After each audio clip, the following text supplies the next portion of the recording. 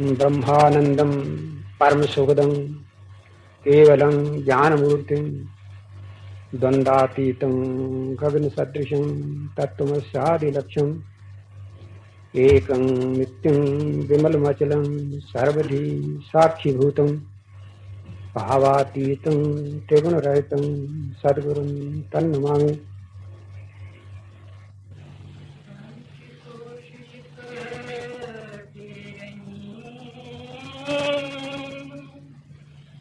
जीवात्म के संग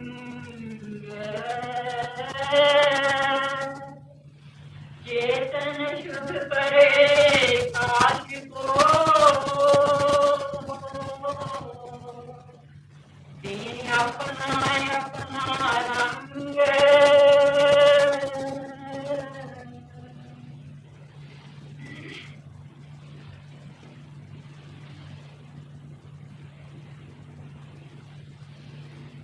जीव आत्मा को जड़ चेतन की गांठ कहते हैं। जड़ और चेतन दो चीजें मिली हुई है। चेतन ज्ञान स्वरूप आत्मा जो परमात्मा के अंश है और जड़ अंश प्रकृति माया की अंश, इन दोनों की गांठ है।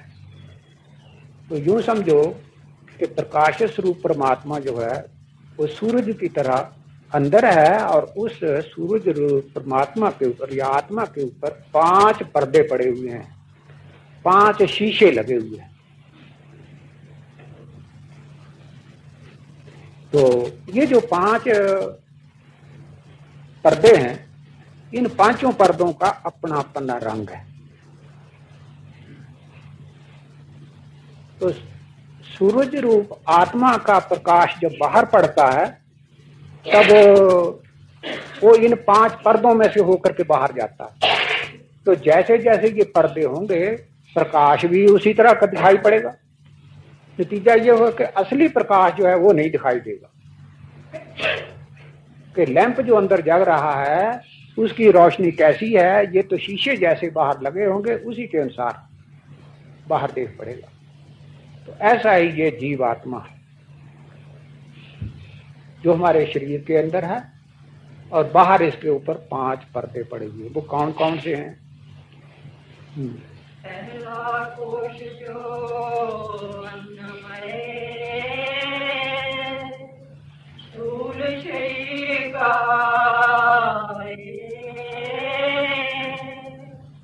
प्राण कोश है दूसरा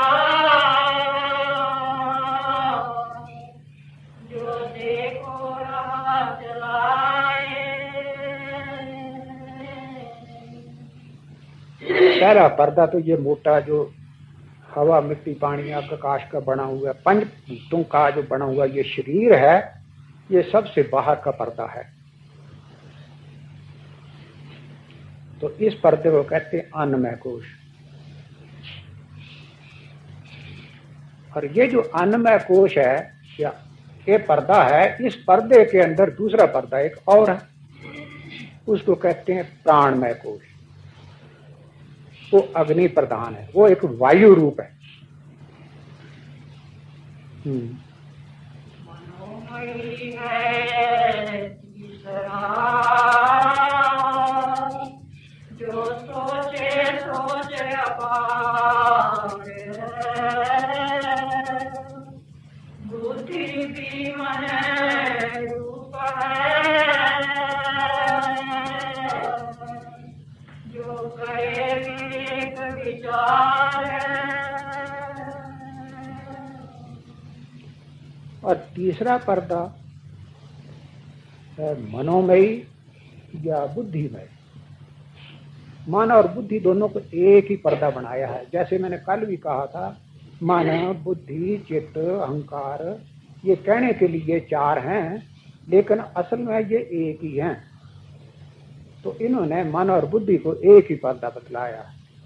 तो ठीक है, जो मन है वही बुद्धि है, जो बुद्धि है वही मन है। मन जब तक संकल्प विकल्प करता रहता है तब तक मन कहता है, जब निश्चय किसी बात पर खड़ा हो जाता है तब वही बुद्धि बन जाती है। इस वास्ते तीसरा पर्दा जो है ये मन बुद्धि का पर्दा है। जिसमें अनेक अनेक प्रकार की वासनाएं रहती।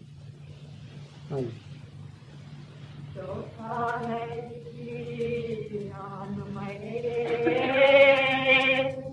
ज्ञान विशेष जो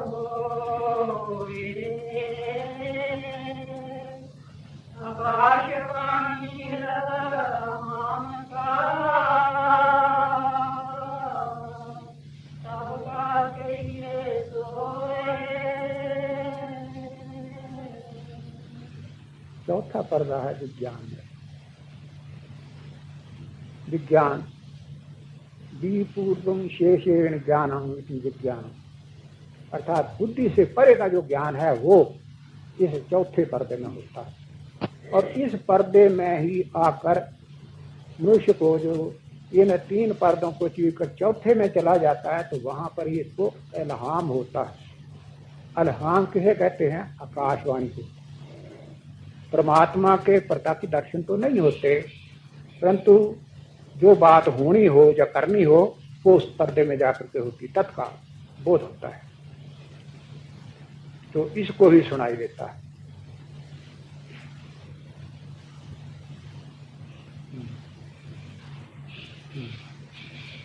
कई प्रकाश आनंद का जो निज शुद्ध स्वरूप, हम कुछ हैं जागते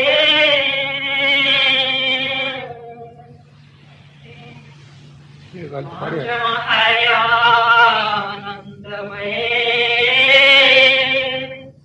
जामे आत्म रूप, कहे प्रकाश आनंद का जो निज शुद्ध स्वरूप। पांचवा पर्दा है जिसको आत्मा कहते हैं। आत्मा का स्वरूप मैंने कल बतलाया था, आपको याद ही होगा। आत्मा का स्वरूप मैंने ऐसे बतलाया था जैसे एक शीशा किसी ने रखा, तो सर्वव्यापी जो प्रकाश सूर्य का है वो उस शीशे में पड़ता है तो उसको प्रतिबिंबित हो उठता है, मुनाकस हो उठता है, प्रकाशित हो उठता है।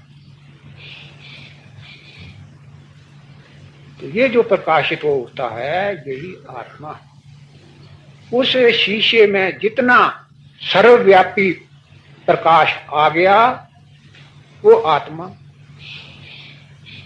और जो उससे बाहर है उसको महान कहते हैं। परंतु महान से प्रकाश जितना उसमें आ गया वो कट नहीं जाता। अज्ञानता के कारण, उस शीशे के कारण ऐसा प्रतीत होता है कि इतना प्रकाश, जैसा शीशे के रंग होगा, जैसी उसकी शक्ल होगी, अगर त्रिकोणी शक्ल है तो प्रकाश भी त्रिकोणा ही होगा, गोल है तो प्रकाश भी गोल ही होगा, परंतु वो शीशे के आधार से है। जो सर्वव्यापी प्रकाश है वो शीशे के बन जाने पर छोटा बड़ा नहीं हो जाता या उसका कोई आकार नहीं बन जाता। ये है आत्मा। वो महान का महान ही रहता है, वो महान का महान ही रहता है। परंतु जब तक अज्ञानता रहती है तब शीशे के कारण वो अपने आप को वैसा और उतना ही समझता रहता है। ये है आत्मा। और जब उसको इस बात का बोध हो जाता है कि इसमें और उसमें कोई अंतर नहीं है तो वो ही परमात्मा हो जाता है। इसी को ज्ञान होना कहते हैं या परमात्मा के दर्शन होना कहते हैं।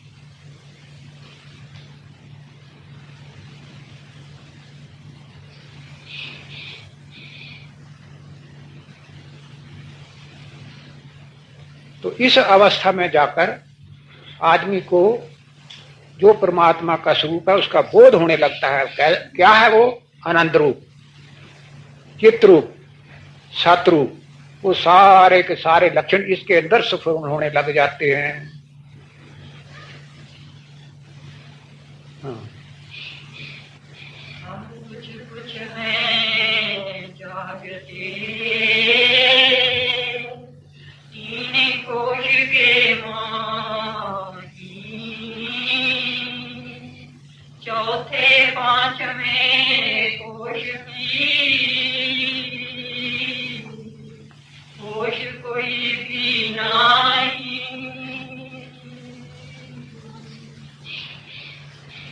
तो 5 कोश बतलाए, तो कहते हैं कि इन 5 कोशों में से जो 3 कोश हैं इनका तो हमें ज्ञान होता है, इनमें हम विचरते हैं, चौथे और 5वें का ज्ञान हमें नहीं है। पहला, दूसरा और तीसरा कौन सा? अन्नमय, प्राणमय और मनोमय, इनका बोध है। मन का हमें बोध होता है, हमारा मन संकल्प विकल्प कर रहा है, हमारा नाम जप कर रहा है, तो पता लग रहा है यही तो मन का रूप है। संकल्प विकल्प आत्मकं मना, मन क्या है जो संकल्प विकल्प करता, बस यही रूप है इसका, तो इसका हमें बोध है। शरीर जो 5 भूतों का है बना हुआ, इसका भी हमें बोध है, और प्राण का भी हमें बोध है। अगरचे प्राण को हम देख नहीं सकते, लेकिन उसके कार्यों से विदित होता है प्राण का बोध। कैसे विदित होता है? कि हमारा श्वास जो है कौन भेज रहा है, तो श्वास का आना जाना बंद हो जाएगा। शरीर के अंदर जितनी मशीनरीज हैं वो सब की सब ठप हो जाएंगी। क्यों हो जाएंगी? प्राण जो निकल गया।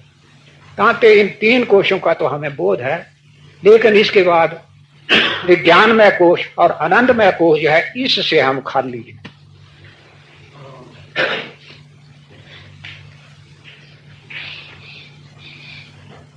हाँ,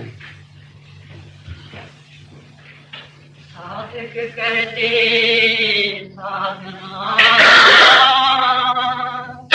चढ़े चढ़ा जो तब जाने विज्ञान को आनंद को भी सोए। तो इन चौथे और 5वें का बोध उसी को होता है जो साधक लोग साधना करते हैं। अन्नमय कोश से प्राणमय में, प्राण से मनोमय में, मनोमय से प्राणमय, और फिर इसको चढ़कर जो विज्ञानमय कोश आते हैं उनको फिर समझ आती है। दूसरे आम लोग इसका अनुभव नहीं कर सकते।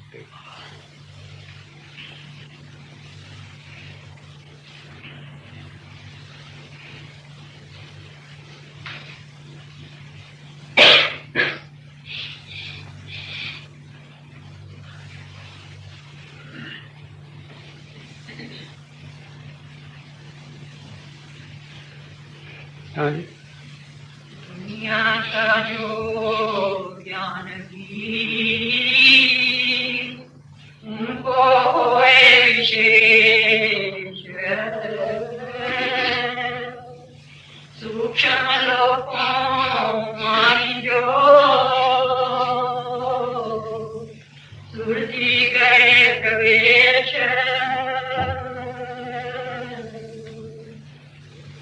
तो ऐसे जो साधक हैं उनको उन अवस्थाओं का और संसार का भी विशेष ज्ञान उनको हो जाता है, क्योंकि बुद्धि जो है ये प्रकाशित होती है, मैल निकल जाती है। तो सत्य ज्ञान का बोध होने पर संसार का जो बोध है ये भी उन्हें हो जाता है। और फिर वहां जाकर अगर वो संकल्प करें तो सूक्ष्म लोकों में भी जहां विचरण करना चाहें वहां से कर सकते हैं। परंतु जो सच्चे साधक हैं वो संकल्प दूसरा उठाते ही नहीं। जिनको परमात्मा के मिलने का शौक है वो अंतर्मुख होते हैं, यहां से चलकर प्रभु के धाम पहुंचना चाहते हैं। और ये नहीं कि ऊपर जाने की ताकत हो गई तो फिर वो दूसरे सूक्ष्म लोकों की, जैसे स्वर्ग लोक है, ब्रह्म लोक है और अनेकों लोग ऊपर हैं, तो उनकी वो करता फिरे, उनमें अपना ध्यान नहीं ले जाते। जाना चाहें तो संकल्प किया वहां पहुंच जाते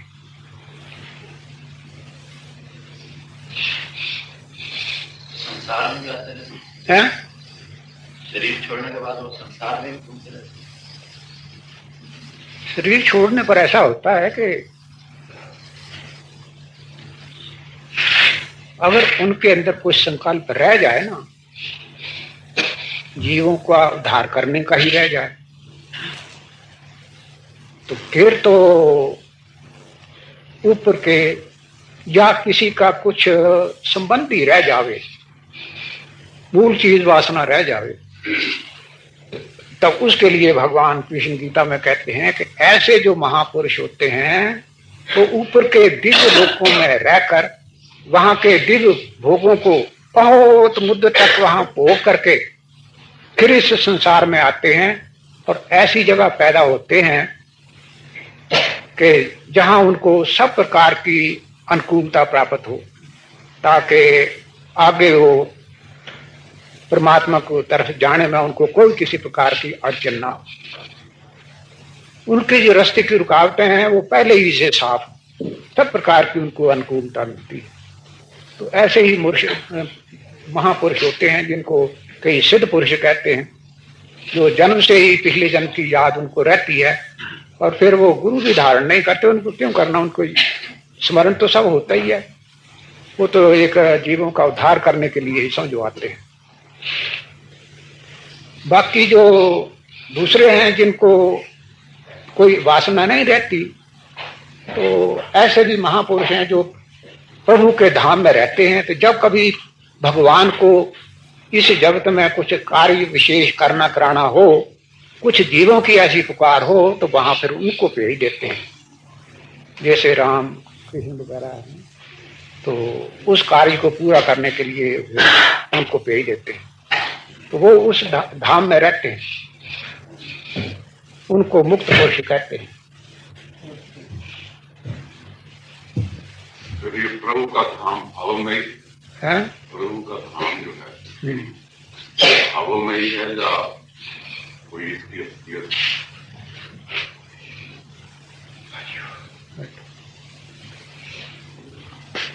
प्रभु का धाम भाव में भी है, असली भी है। जिस तरह कोई पूछे तो भगवान कृष्ण जो थे ये भाव में ही थे, ये वास्तव में थे, तो दोनों ही सोचते हैं। जिनके अंदर भावना उस वक्त भी नहीं थी, उन्होंने उनको उस वक्त भी नहीं माना, तो उनको साधारण आदमी क्या दुष्ट दुराचारी कहते रहे, उनके लिए भगवान नहीं थे। और जिन्होंने भगवान समझा उनको भगवान ही होते मिले। इसी तरह प्रभु का धाम भी है, भावना रखोगे तो प्रभु का धाम है, और अगर नहीं तो नहीं है।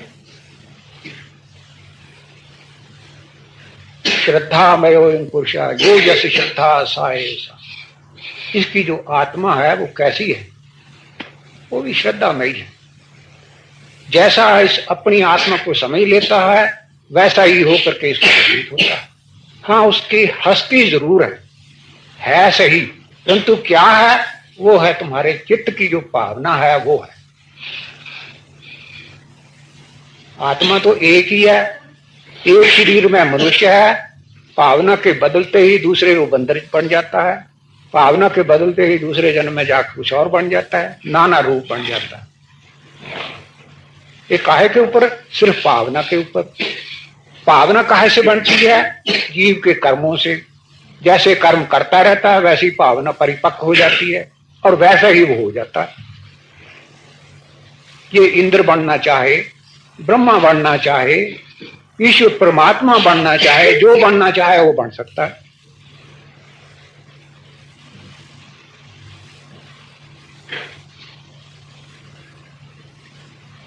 परमात्मा में लीन होकर के परमात्मा रूप भी तो हो जाता है।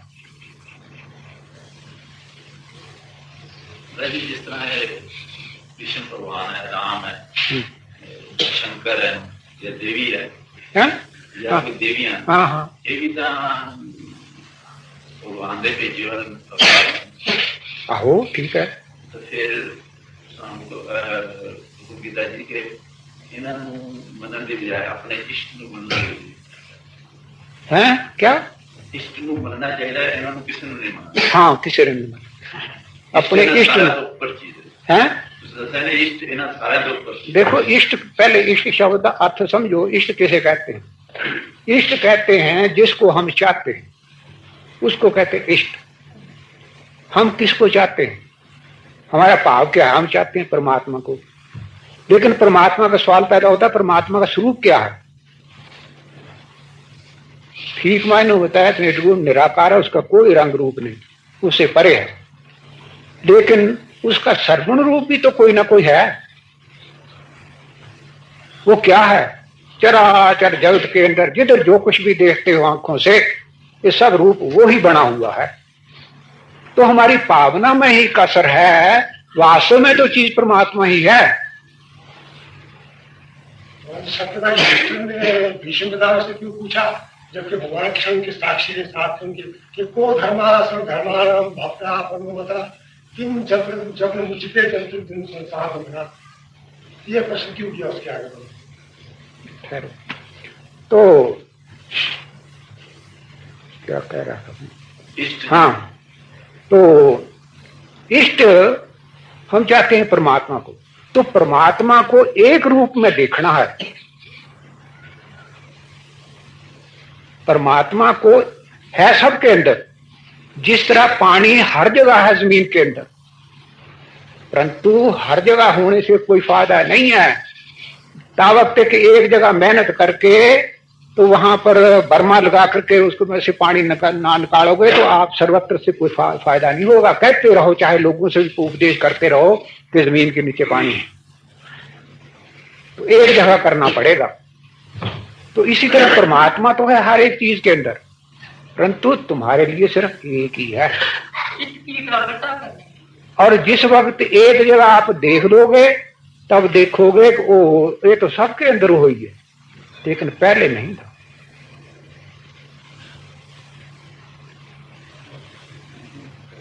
छत के ऊपर जाना है, तब पौड़ियों के रास्ते चढ़ते हो, देखते हो पौड़ियां जो बनी हैं वो सीमेंट से बनी हुई, एक बाद दूसरी, तीसरी, चौथी, पांचवी, आठवीं, 10वीं पौड़ी के ऊपर चढ़ते जाते देखते सीमेंट की बनी। ऊपर छत के ऊपर चले जाते और देखते छत भी सीमेंट की बनी हुई है। तब ऊपर जाकर के बोध होता है कि सारा मकान ही सीमेंट का बना हुआ है। लेकिन जिस वक्त पहले पौड़ी पर चढ़े थे उस वक्त कह नहीं सकते थे कि छत जो है सीमेंट की बनी हुई। तो ठीक इसी तरह परमात्मा सर्वत्र है, लेकिन तब है जब आपने एक जगह उसको प्रकट कर लिया। आपको कोई लाख कहता रहे कि हर एक चीज के अंदर आग है, कभी यकीन नहीं आएगा। लेकिन एक आदमी हट करता है कि अगर हर चीज के अंदर है, मुझे बर्फ के अंदर दिखाओ, देखो कितनी ठंडी है। लेकिन रात के वक्त एक बड़ा अच्छा टुकड़ा लेकर बर्फ के ऊपर मारो, देखो उसमें चिंगारियां निकलती हैं कि नहीं।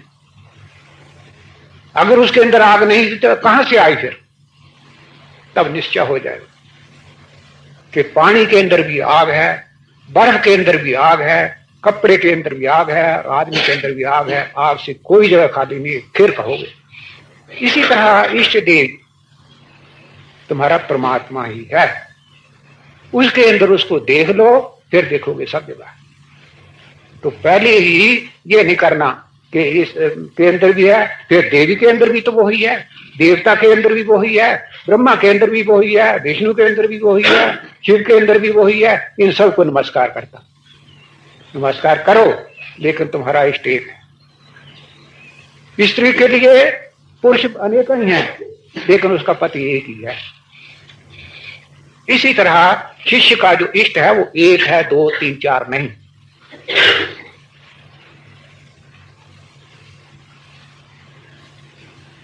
आगे हुन कहो क्या कह रहे हैं?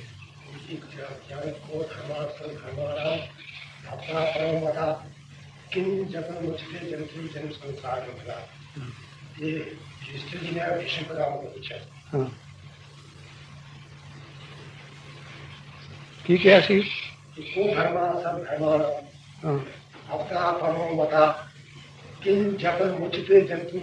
जन्म संसार। हाँ ठीक ठीक।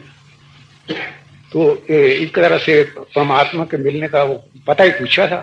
कि वो परमात्मा जिसमें उसे मिलना चाहने वो कौन है, कहाँ है, कैसा है और कैसे उसकी प्राप्ति होती है, कैसे उसका जप होता है, क्या विधि है।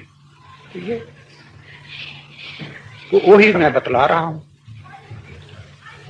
उस धर्म का कहो, उस परमात्मा का कहो, क्या स्वरूप है और क्या उसके मिलने की युक्ति है, कैसे उसको जपा जाता है।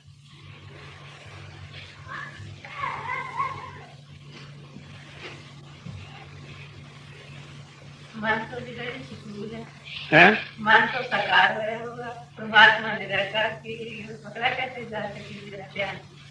कैसे? मन तो है, साकार बने, हाँ बड़ा हाँ हाँ परमात्मा वो निराकार है। आहो, तो निराकार को कैसे पकड़ा जाए? हाँ तो निराकार नहीं ना पकड़ा जाता। स्थूल शरीर जो है, मन जो है ये स्थूल है, एक तरह का हाथी है बने। तो इस दे नाल उस निर्गुण निराकार की पकड़ नहीं होती, समझते हो ना। देखिए हमारी जो आंख है एक छोटी जैसी है, इस छोटी जैसी आंख से इस आकाश को हम देखना चाहें तो क्या देख सकते हैं? सारे आकाश को देख सकते हैं? बिल्कुल नहीं देख सकते। छोटा सा देखेंगे, इतना ही देखेंगे जितना सामने है। क्या इतना ही आकाश है? तो ये इस हमारा जो मन है, आंख की तरह हमारा मन जो है, चाहे हाथी है पर एक छोटा जैसा है, एक सरगुण है। सरगुण उसे कहते हैं जो गुणों से मिलकर बना हो, जो गुणों के अंदर हो। हमारा जो मन है 3 गुणों से मिलकर बना हुआ है। तो ये निर्गुण निराकार को उसी तरह नहीं देख सकता जैसे हमारी आंख इस आकाश को नहीं देख सकती। तो फिर युक्ति क्या है? युक्ति यही है कि इसके साथ, मन के साथ ही सरगुण रूप को सामने रखा जाए, और इसी का नाम भक्ति है। भक्ति जो होती है हमेशा द्वैत में होती है। तो जहां द्वैत होगी वहां सरगुण गुण हो गए ही। तो इधर ये भी सरगुण और उधर जिसकी उपासना करता वो भी सरगुण, तभी ध्यान और स्मरण और भजन उसका हो सकता है। यही भक्ति मार्ग का असूल है। ये सगुण बना रहे और उस निर्गुण निराकार का ध्यान बने, ये तो बात बनती नहीं। निर्गुण निराकार की उपासना भी करते हैं, लेकिन उनके लिए शर्त क्या है? उनके लिए पहली शर्त है कि उनके अंदर देह आत्म अध्यास जो है ना रहे। देह बुद्धि जो है हमारे अंदर ये ना रहे। हम सब इस बात को मानते हैं कि हम ये शरीर नहीं है, लेकिन कितना कठिन है कि इसको छोड़ नहीं सकते। सपने में भी कभी स्वप्न आए तो इसी शरीर को अपना आप समझते, इसी को बचाने के लिए प्रयत्न करते हैं। सारी कोशिश, सारा सब कुछ चिंतन जो कुछ है इसी शरीर के लिए ही। जागते सोते हर समय इसी शरीर को ही अपना आप समझते। इससे परे होना चाहिए। तभी हो सकता है जब उसको इस बात का बोध हो जाए कि मैं आत्मा हूं, मैं शरीर नहीं हूं। तो इतना इसको सोचना कितना कठिन है, सोचो तो सही। ये सोचा था महर्षि रमन ने, और जब उस महर्षि रमन ने ये सोचा तो कितनी की देर हुई थी उसको परमात्मा के दर्शन करने में। ऐसे ही लेट गया कि मरा हुआ हो, शरीर मरा हुआ है, मेरा शरीर के क्या संबंध है। लोग थोड़ी देर को आएंगे, शरीर को जला करके भस्म कर देंगे, परंतु मैं तो नहीं मरूंगा, मैं तो मरने वाली चीज नहीं है। बस इतना करते अज्ञान का पर्दा उठ गया और आत्मा जो था वो उससे अलग हो गया। तो इस तरह के भाई सज्जनों, कोई अधिकारी जिन्होंने जन जन्मांतर की कमाई की हो वो इस मार्ग को पकड़ सकते हैं, आम के लिए नहीं है।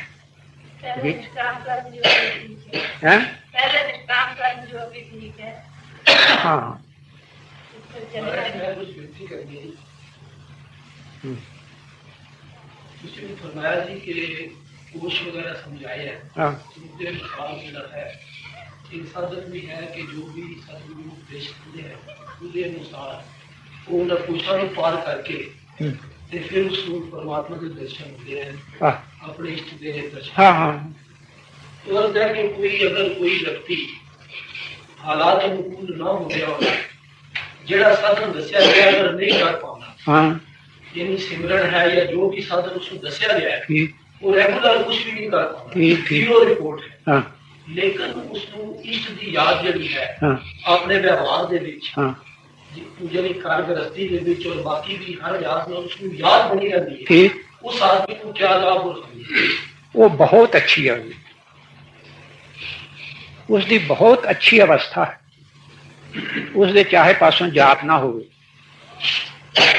चाहे उसके पासों ध्यान ना हो, परंतु उसकी स्मृति जेड़ी है वो ऐसी बनी रहे कि जिस तरह किसी आदमी को यहां पर फोड़ा हो जाए ना तो फिर उसमें दवाई लगा देते हैं, पट्टी बांध देते हैं और फिर रात को फिर सोना ही पड़ता, सो जाते हैं। लेकिन सोए हुए भी जिस वक्त बखरी बदलने वाली होती है तो सोए हुए को ख्याल रहता कहीं दर्द ना हो जाए, दुख ना जाए। वो उस फोड़े का स्मरण नहीं करता, उसका जाप नहीं करता, उसका ध्यान नहीं करता, लेकिन चित्त वृत्ति वहां लगी रहती है कि कहीं बात ही उस पर न लग जाए। तो इस प्रकार जिस आदमी का चित्त उसमें लगा रहता है उसका भजन भी हो गया, स्मरण भी हो गया, ध्यान भी हो गया, उसको कोई यहां रख नहीं सकता। उसके नजदीक काल जमदूत कुछ आ नहीं सकते, वो सीधा प्रभु के धाम में जाएगा।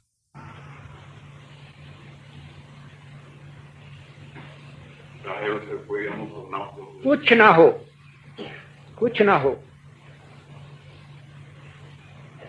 देखते हो जड़ पर्थ की मिसाल जो उपनिषदों में दी है, क्यों दी है, किस वास्ते दी है? जड़ पर्थ की कहानी सुनी हुई है कि हिरनी का बच्चा एक जो गर्भवती थी वो दरिया के पार छलांग मार के जाने लगी शेर के डर से, तो उसका बच्चा जो था वो गिर पड़ा। तो उस ऋषि ने देखा कि ये तो आश्रम के पास इस तरह बच्चा मर जाए तो ठीक नहीं, दया करके उसको अपने घर ले आया, अपनी कुटिया में ले आया। तो दूध तो कहीं था ही नहीं, हरा हरा छोटा छोटा घास खिला करके उसने उसको पाला, अच्छा बड़ा किया। जब बड़ा हो गया तो फिर वो ऋषि तो समाधि में बैठ जाया करेगा और वो चुगने चरने चला जाए। एक दिन कहीं हिरणों की डार आई, उसने देखे हिरण बच्चे ने, और वो उनके साथ ही चला गया। उसका चला जाना था कि ऋषि ने जब देखा कि वो पता नहीं शायद कोई जानवर खा गया या कहाँ चल गया, कुछ गया, खत्म हो गया। बस थोड़ी देर के बाद उसका शरीर शांत हो गया। नतीजा यह हुआ कि अगले जन्म में हिरनी के पेट में आना पड़ा उसको। तो विचार करो उसने कितना कुछ का ध्यान किया होगा और कितना कुछ का जाप किया होगा जो हिरनी का शरीर मिला उसको। केवल मात्र ध्यान रह गया। शास्त्रों ने ये जो सिद्धांत अटल बनाया कि अंत मति सा गति, अंत समय जैसी बुद्धि जिस किसी की होती है, जैसा ध्यान होता है उसी के अनुसार वहां जा पहुंचा। सारी बात, सारी चाबी जो है वो अंत समय के ऊपर है। किसी भी प्रकार से वो अंत समय बुद्धि वैसी हो जाए, अंत समय उसकी याद आ जाए और बस दूसरा संकल्प ना आने पाए। इसके लिए सारी मेहनत, सारी सेवा, भजन जो कुछ भी है, इसलिए कि अंत समय उसकी याद आ जाए। देखते हो जब तीर में से, धनुष में से तीर जिस वक्त निकलता है तब जो निशाना जहां रखा जाता है वहां ही जाता है। फिर रास्ते में चाहे कितनी दूर का सफर हो, आगे पीछे वो तीर नहीं हो सकेगा, कोई उसको रोक नहीं सकता, कोई मोड़ नहीं सकता। छूटने के समय जहां का निशाना रखा है वहां ही पहुंचेगा। इस वास्ते अंत समय जैसी बुद्धि और वैसा ही वो उसको स्थान मिलेगा।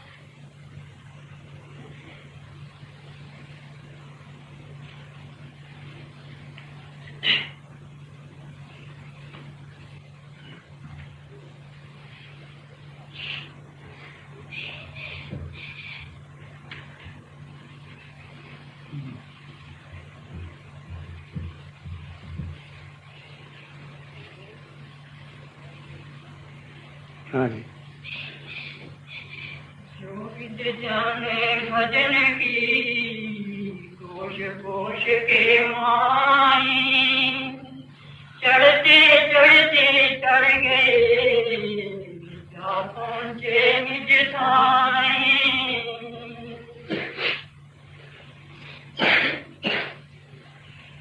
तो कहते हैं इस तरह सदगुरु ने जो उपदेश दिया है, अगर ये आपको याद रहे तो जिस तरह किसी ने रास्ता छत पर जाना है, उसको रास्ते में डाल दिया तो फिर एक पौड़ी से दूसरी, दूसरी से तीसरी, फिर आगे चढ़ते ही जाना है, अपने आप ही छत पर जा पहुंचेगा। तो गुरु की आज्ञा के अंदर रहकर जैसे उसने मार्ग बताया है उसी के ऊपर चलता चले तो अपन निधाम जा पहुंचता है।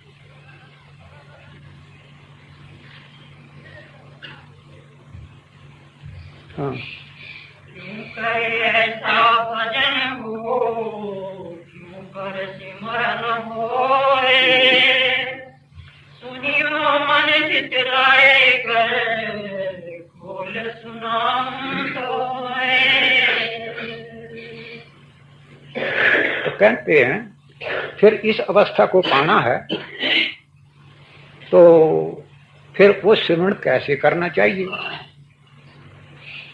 और किस तरह से भजन करना चाहिए। तो कहते हैं वो मैं विस्तार करके आपको सुनाता हूँ, तुम चित्त लगा करके सुनो, अपने हृदय में धारण करो और उसके ऊपर चलने की कोशिश करो। उस पर चलोगे तो तुरताम जा पहुंचोगे। पौड़ी पौड़ी चढ़ना आसान है, जाना छत पर ही है, परंतु कूद करके छत पर कोई नहीं जा सकता।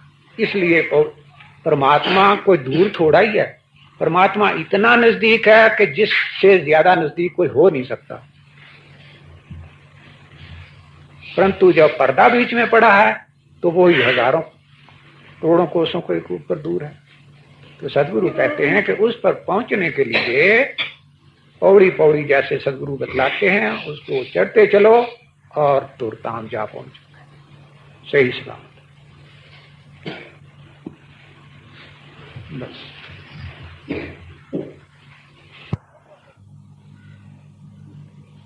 गुरुदेव तुम्हारे चरण कहूँ या गंग जमन की धाराएं।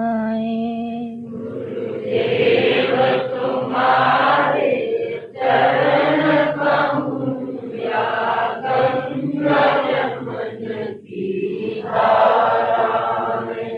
कैसे भी पापी जन हमें इन चरणों से मुक्ति पाए। कैसे भी पापी जन हमें इन चरणों से मुक्ति पाए। इंसान तो फिर इंसान रहा, इंसान तो फिर इंसान रहा। पत्थर भी चरणों में आ जाए, पत्थर भी चरणों में आ जाए। पत्थर से पारस बन जाए इन चरणों से जो छू जाए। पत्थर से पारस बन जाए इन चरणों से जो छू जाए। कैसे भी पापी जन होवे इन चरणों से मुक्ति पाए। पापी जन होंगे इन चरणों से मुक्ति पाए।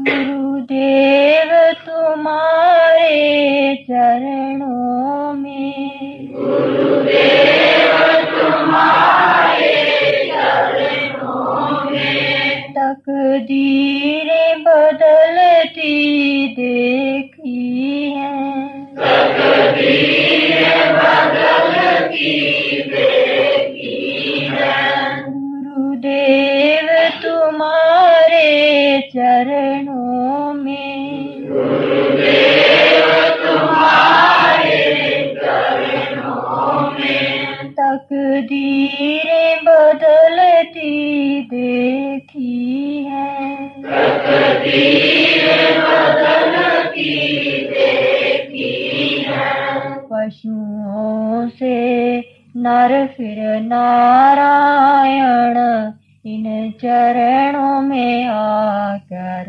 हो जाएं। पशुओं से नर फिर नारायण इन चरणों में आकर हो जाए।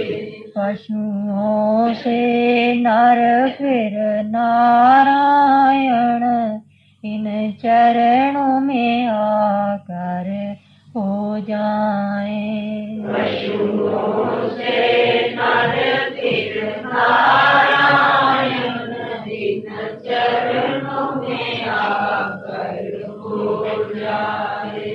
इन चरणों में सब देव गणों, इन चरणों में सब देव गणों को शीश निवाते देखा है।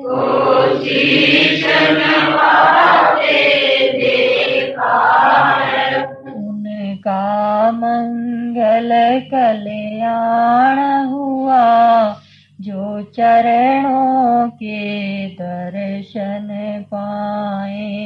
उनका मंगल कल्याण हुआ जो चरणों के दर्शन पाए। कैसे भी पापी जन हों इन चरणों से मुक्ति पाए। कैसे भी पापी जन हों इन चरणों से मुक्ति पाए। कर्मों के बंधन टूट गए, कर्मों के बंधन टूट गए। गुरु चरणों में आ जाने से, गुरु चरणों में आ जाने से कर्मों के बंधन टूट गए। कर्मों के बंधन टूट गए। गुरु चरणों में आ जाने से, गुरु चरणों में आ जाने से गुरुदेव ने काटे पाप उनके, त्रैताप से पापी छूट जाएं। गुरुदेव ने काटे पाप उनके, त्रैताप से पापी छूट जाए। गुरुदेव ने काटे पाप उनके, त्रैताप से पापी छूट जाएं। गुरुदेव ने काटे पाप उनके, त्रैताप से पापी छूट जाए। यह दास भी आपके चरणों में, ये दास भी आपके चरणों में एक आशा लेकर आया है, एक आशा लेकर आया है। ये दास भी आपके चरणों में, ये दास भी आपके चरणों में एक आशा लेकर आया है, एक आशा लेकर आया है। भक्ति और प्रेम के पुष्प मेरे हृदय में स्वामी खिल जाएं। भक्ति और प्रेम के पुष्प मेरे हृदय में स्वामी खिल जाएं। भक्ति और प्रेम के पुष्प मेरे हृदय में स्वामी खिल जाएं। भक्ति और प्रेम के पुष्प मेरे हृदय में स्वामी खिल जाएं। जब प्राण पंखेरु उड़ने लगे, जब प्राण पंखेरु उड़ने लगे, यमदूत सिराने आए हों, यमदूत सिराने आए हों।